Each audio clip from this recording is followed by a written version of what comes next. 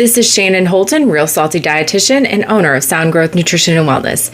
Today for my Truth Tuesday, I will give an update at my official 8 weeks on the Zepbound program and a little bit of updates because there's been some changes in the last couple of weeks related to availability and access and some of the things that you can do, some of the things that I plan to do. I know originally I had talked about I wasn't quite sure how long I would stay on the medication. I did, however, plan to do at least another month for a 3-month plan, but at official 8 weeks today, my total weight loss is 32 pounds, which is a tremendous amount of weight in 8 weeks. That said, there is that concern and worry now that I know that I can't access the medication because of the shortages that this may halt weight loss or it may cause a little bit of weight regain and some of the things that I plan to do related to managing that shortage for myself. Thankfully, I know a dietitian. I can make my meal plans, and I have developed meal plans over the last few weeks, especially knowing that this isn't a long-term strategy right now. There are scientists that are talking about the potential that this would be a medication that somebody takes long-term for maintenance once they have achieved a goal because of the fact that it impacts and affects the hormones and the hunger satiety aspects of the brain. So if you are facing a shortage and you are currently on one of these medications as well, and knowing that you are not going to be able to fill that prescription within the time frame that it is needed, they are saying that people should, do things like fill the prescription a week ahead before you know you need it. But I did that, and they're still saying that it's delayed and we're not sure when the next shipment of supply will reach the pharmacy. So because of the lack of access, I have had to kind of implement my plan a little earlier. What my plan is to continue and maintain and follow the meal structure and plan that I have up until this point. I'm not going to get into details because I don't really want people to copy my exact meal plan because, of course, everybody's plan should be different and tailored to them individually. Just knowing that general healthful information includes adequate protein and plenty of fruits, vegetables, and whole grains. So that is what my strategy is. I will focus on that balance of the different food groups and nutrients, and I will focus on the things that I know I need to avoid or limit in order to maintain the weight that I have lost.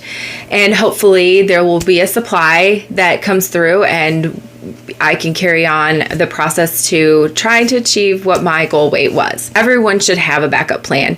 And that's why I really have encouraged providers to consider incorporating a dietitian when they sign up or write the prescription for a patient to start one of these weight loss medications, because right now it isn't forever. So at some point, whether you are interrupted inconveniently and not able to get supply, or you are at your goal weight and no longer can get insurance coverage for it, you really need to have a nutrition plan and a physical activity plan to go along with the transition, because there is the research that shows in the post-approval phase of the drugs that says there is a regain of weight.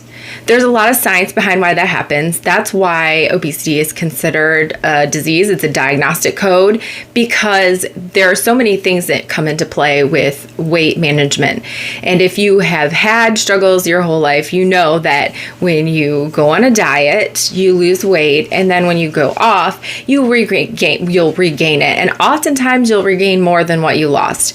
The body really wants to hold on to those fat cells and really wants to regain and reacclimate to the weight that it had achieved and it was comfortable at and it was nourished. And our brains say we're hungry and we want these good foods and these foods that provide that dopamine hit. That's why I really enforce in the early stages of these medication consumer use and after approval, when you've got the first big, huge wave of consumers using it, that you do incorporate the dietitian into that planning process so that you can have that security coming off of it and not feeling desperate when you can't get the medication because you don't know what you're going to do because you really haven't changed some of your lifestyle. I think I attribute the significant amount of weight loss to the fact that I have really strictly adhered to a very strong nutrition plan in addition to the medication. There are a lot of people that go on the medication, and actually the average weight loss in the medication is much lower than what mine has been. And I do think that there's something to be said for that collaboration of the diet along with the drug. When you can't receive the medication, if you are on it or if you know somebody that's on it and you're not sure what you want to do or what the next steps are, I do suggest that you reach out to your provider that prescribed it so that they can either offer you an alternate suggestion, because there are other options out there for weight loss medications that may be okay for you. Again, it may not. There are some medications that have contraindications with certain conditions, but make sure that you talk to your doctor.